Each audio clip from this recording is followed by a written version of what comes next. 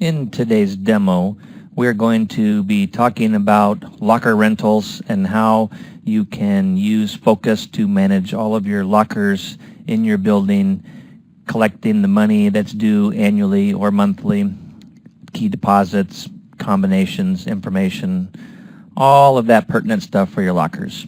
So basically what you have is it's a three-part system. The first thing you have to do is set up a price for the lockers. So let's go in here to our products and rates, and we will look at our Pro Shop. That's where I put them.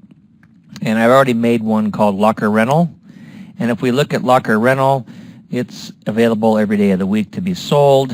And I put it in here at $1.25. And that is a monthly fee. So you don't put in an annual fee here. It's preferred that you put in a monthly fee. So $1.25 per month is $15 per year, and that's what we're going to use for our example is $15 per year for a locker rental. And also, if you charge your customers for a key deposit, if you have a key locker system instead of combinations, you need to set up some kind of price in here for a key deposit. So I've made one here called Locker Key Deposit for $8.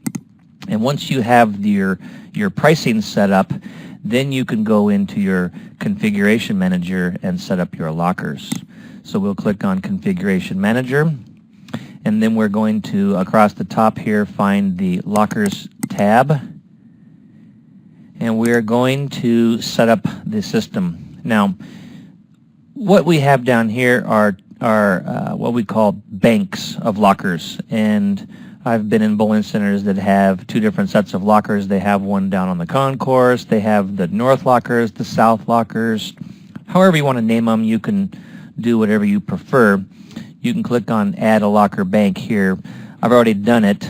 I've got a bank of lockers called the concourse, and then I also have another bank of lockers that are on the north side of my bowling center.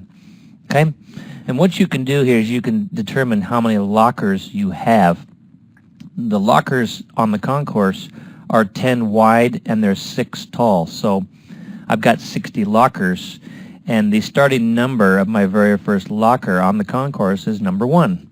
Sometimes you may need to change your locker numbers to be something else.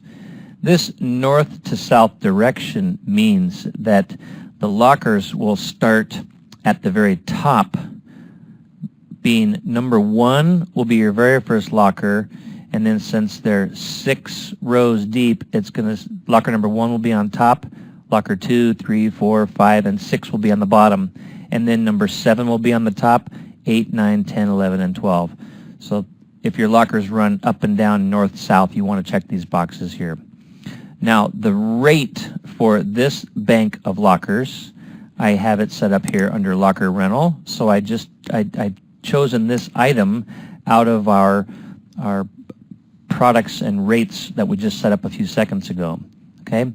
If you check this box here, which I recommend, set it up for a monthly rate. That way you can always sell your lockers in monthly increments. Some bowling centers sell it by the year, and that's fine. In the next screen that we move on to, you will see that you can rent them by the month or by the year. It's very, very simple.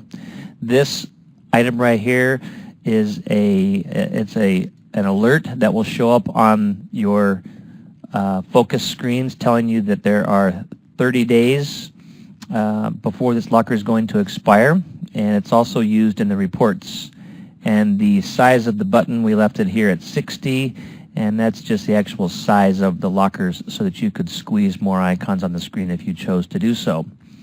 If I go down here to the printouts setup and click on this button here, and you have some macros that you can predefine from your bowling center. So this letter here, if you kind of take a look at it, it's MN, and that stands for the member name. So you're going to have the member's name and then the member's address right here, and then it's going to say from Joe's Bowling Center, or from the Rex, whatever the name of your bowling center is, from ABC Bowling. And then the date, it'll put in the current date.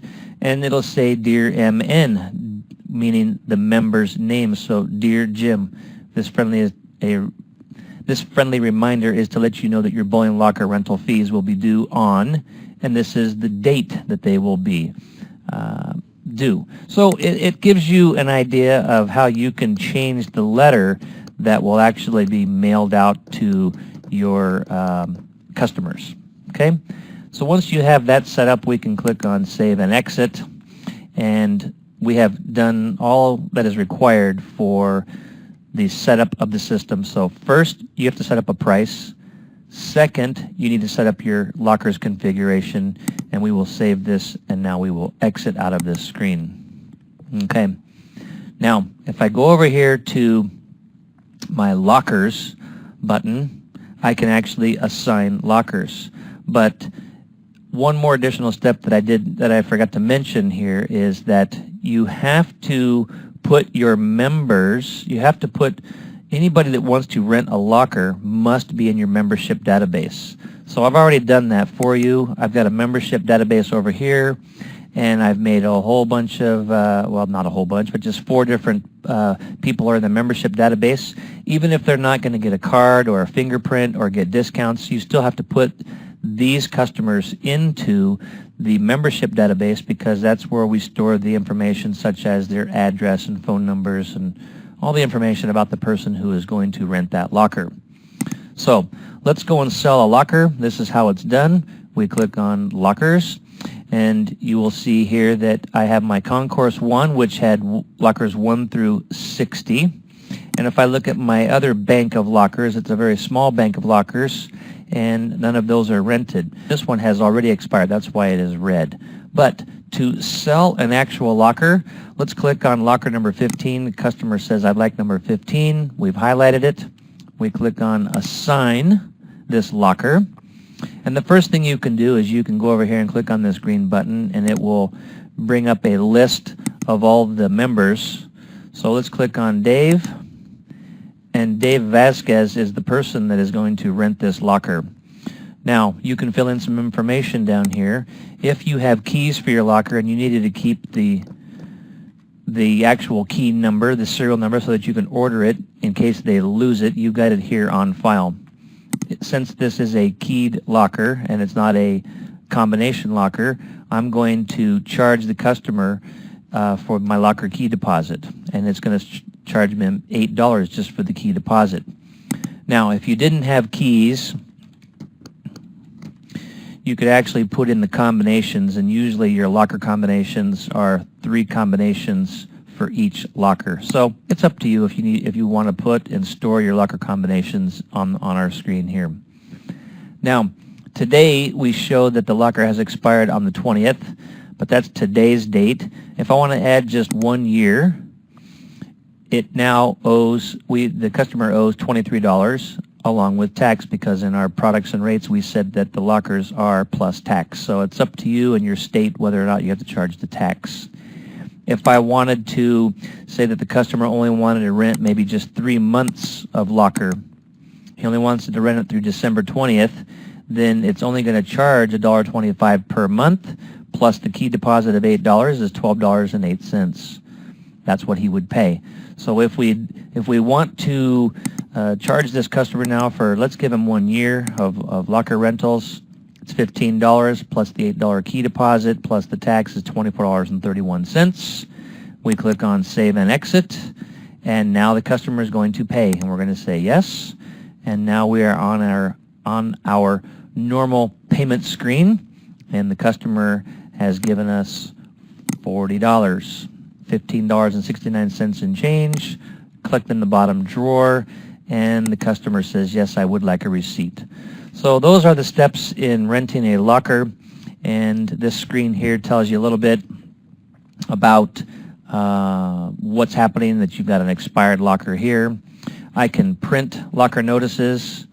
I can print them to hang up in the locker, or I can actually print them and send them in an envelope.